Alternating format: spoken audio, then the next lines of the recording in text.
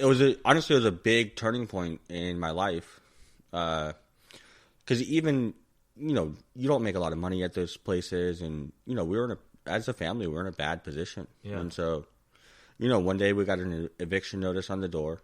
And my mom had to, I had to move her into a smaller house. And there's only one house available at the time. And, it was just not a very nice place. Yeah. And when we moved into that house, and just to give you an idea, literally my mom, my two sisters were all asleep on the couch together. Yeah. Because that was the only place that had a furnace, so they all would, my two teenage sisters and my mom would sleep on the couch together in this house because there's no heat. Mm-hmm. And so when in that transition of her moving into there, I had been looking for what is my next move. Mm-hmm. And I actually made a fake college resume. Okay. And applied to Disney for their college internship program. Uh-huh. And it was a program where you went, and so this is back to Orlando. And you'd go, they would give you an apartment, a paycheck, and then you would be in some sort of sector that you would want to learn about. So it was a really great program. So you could do food and beverage or housekeeping or, marketing or whatnot. And so I got accepted to this thing, moved my mom into this smaller house. And then I came to her one day and I was like, honestly, Mom, I can't leave. Yeah. I was like, I'll stay here. I'll get another job. I'll figure out a way to make sure that we, I help you pay the bills. And she told me that you have to help yourself before you can help others. Yeah. And so I actually finished high school 8 months early. Uh-huh. I went from being legitimately probably the worst grades possible. In between those felonies, I got kicked out of 9 different high schools. Jesus. So if you could imagine, my GPA was a 0.2. Yeah. And then when I went to the alternative school, I could just work at my own pace. So I did 4 years with a high school and about 9 months, and then got to the end of it and got accepted to this college program at Disney. And I was like, all right. And then I went down to Disney, and all of a sudden I was 17 years old with my own apartment in Orlando, Florida. Sick. How was that? It was awesome. I bet. Damn.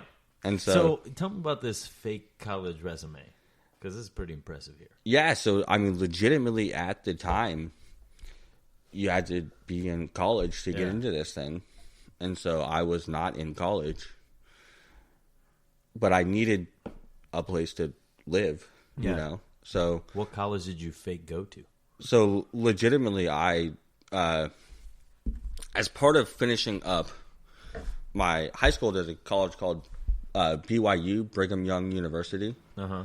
And they do a really good remote learning program. They you could be in high school and fail this class, and then they'll send you a packet. You do that packet, send it back to them, and then they send you the credit you need for that class. Yeah. And it's accepted by all schools. So I knew about this school, and so got a hold of someone's fucking college transcript. Uh-huh. And it was literally a Kinko's job, went to Kinko's, copy and paste. That is amazing. Forged this thing, sent it to Disney, and then got to Disney. And Disney is one of the only employers in the world that has access to the FBI records. Really? So when I got there, they found out about my previous charges, which I never got charged, right? I got all the way up, all the way up to the thing, and we're able to get the charges dropped on both things. Okay. With the first incident, there's actually 200 individuals that wrote letters to the judges just being like, Jason made a mistake, please give him a second chance. And so I only spent about 3 months actually in juvie for that. Mm-hmm. which I could have been looking at 10 years. Yeah, for sure. And so they found out about that, and then I sent Disney all these letters and the kind of everything that happened, and it went through an approval process, and they approved me to work at Disney. And so then here I was, 17. I worked at their All-Star Music Hotel. Okay. Which, if you can imagine, they literally served 2,000 people an hour. That is insane. It was. And what were you? What state were you in the kitchen? So I thought I would be in the kitchen, right? Food and beverage internship. I was like, well, this is awesome, you know? Yeah. And I remember like showing up, talking to the chefs, you know, just being so excited. Yeah, yeah. And I ended up being kind of like, it was like a food court, right? Yeah. And so guests would come in, and what it was like Disney does all these, like Disney owns ESPN, so they host all of like the, like band camp competitions or the national cheerleader competitions. What up, Ian? How you doing, man? We got Ian rolling in on the We podcast. got Ian Rosenshock over here. What up, Dave? What up, man? What up, Jay? What up, Ian? Chill. You know, we're on the set. Chilling out. Doing good. All right, here we go. And so they would do all those competitions there, and you would need somewhere for every single high school that has a band to stay. Yeah. And that's what these places were. And so you would have these waves of like band kids coming through, or cheerleaders coming through, or like the football kids coming through. And if you know, just like a food court, and they had like their little Disney section. So this was the bakery, this was the grill, this was the sandwiches or whatever. Yeah. And then behind that was the actual kitchen, where these guys weren't really cooking, they were just heating up, like, you know, all the pizzas came in frozen, and then all the soup was in bags and things like that. So they would just kind of feed the line, and then I would stand there and like put French fries in platters, or like people would come up and point out like, I want that, and I would put it together on a tray and hand it to them. The most cooking I did was we would put sandwiches through a press. And so I was supposed to be there for 9 months. After 4 months, I so desperately, truly wanted to learn how to cook. Yeah. I ended up finding a culinary apprenticeship program in Dixville Notch, New Hampshire. And I applied 3 days before the deadline, was able to get in. And this place agreed to give me chef coat and knives and another place to stay. Yeah. And I agreed, took a little bit of money I had saved up, bought a truck, drove to New Hampshire, and all of a sudden I was now living in New Hampshire working at a resort called the Balsams. The Balsams. Okay. And then did you go right into the kitchen there? Yeah. Okay. But again, in order to get into there, I made a fake resume and took all the positions that I was like a dishwasher or cook at, you know? Yeah. And just said that I knew a lot more than I did. And they actually looked at my resume, and they thought I knew how to cook a lot more than I did. So I got there, and it was like a apprenticeship program through the ACF. Yeah. And so it was like a 3-year program. And the whole idea was you start out year 1, you're only like in garmager or over here. Year 2, you get a little bit more responsibility. Year 3, only guys that had been there for 3 years would go on the hotline. Yeah. And for some reason, I was like the last person that they let into this thing. And literally my first day, they put me on the hotline. Because they had seen your resume and they're like, this guy can bang. Yeah, they're like, this guy's got all sorts of experience. Let's do it. Yeah. And then what was that like? It was nuts. This place would do 700 covers a night. And that first service, though, like, did you do well? Did you survive? You know, what was that service like? the first service was, I was on the crab cake station, which, you know, probably would have been like the easiest thing in the world now. But back then, I was just like, it was crab cakes, wilted spinach, and grabiche sauce.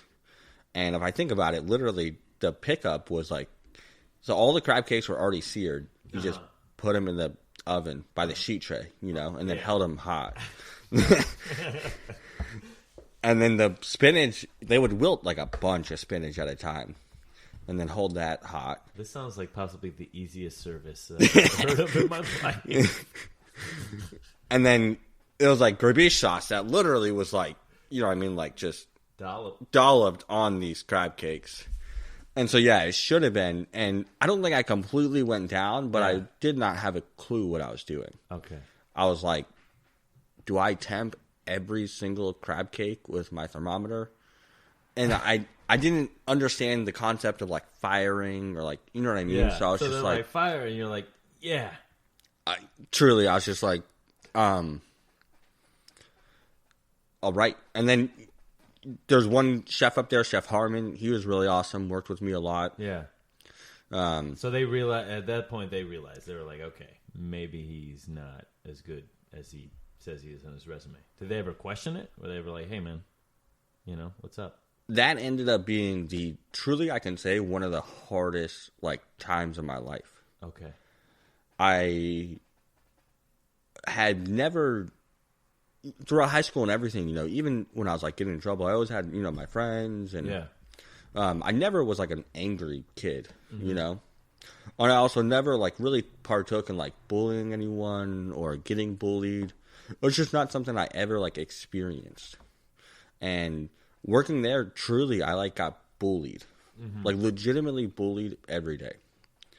And you had, 20-something guys, and up in New Hampshire, all those kids, every single one of them spent, in their high school, they spent 4 years in like a culinary program, like a technical vocation, right?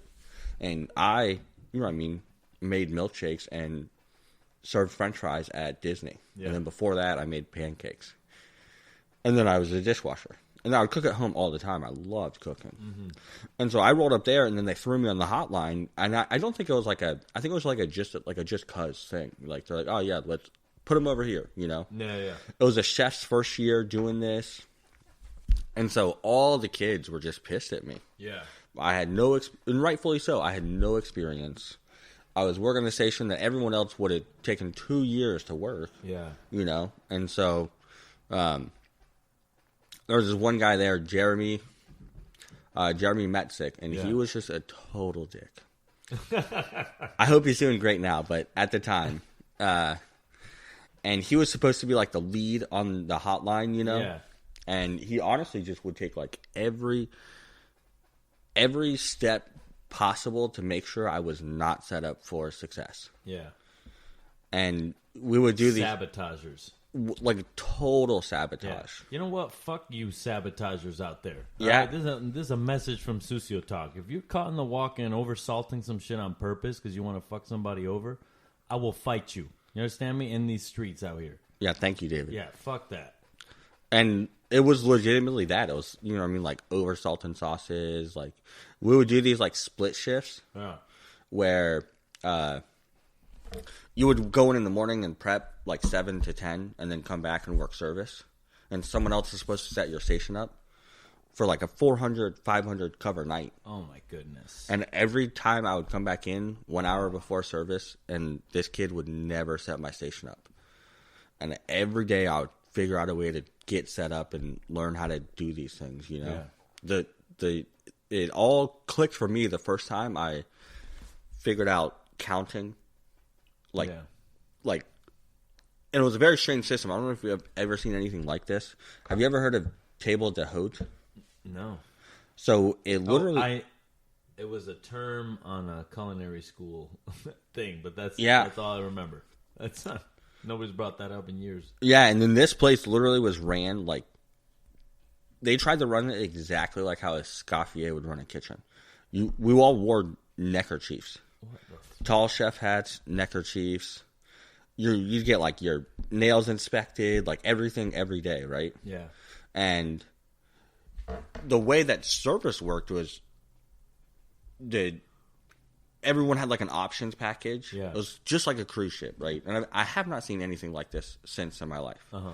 And so the kitchen was the size of half a football field. No joke. Massive. Whoa.